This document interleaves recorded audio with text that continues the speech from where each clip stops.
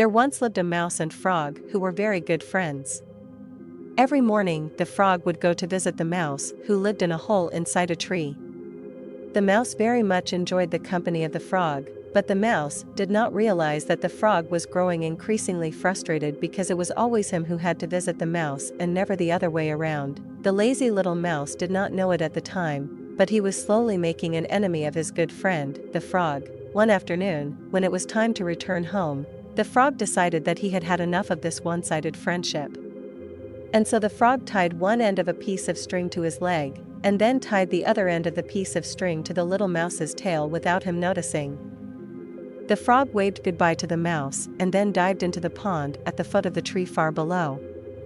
All at once, completely to his surprise, the string pulled tight on the mouse's tail and he was dragged from the safety of his tree and sent tumbling into the air towards the pond below. Splash, the poor little mouse could not swim, and as much as he struggled and struggled to free his tail, he could not untie the piece of string. After much splashing and struggling, the poor mouse finally drowned in the pond.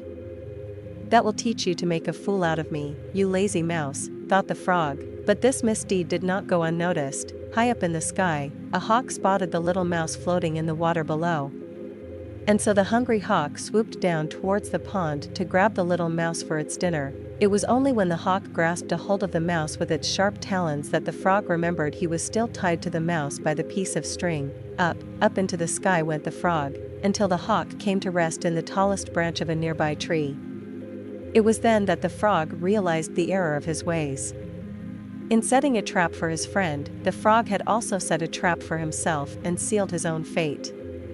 And now he too would be eaten by the hawk, because of his wicked plan. There is an old African proverb that goes, "Do not dig too deep a pit for your enemy, because you may fall into it yourself."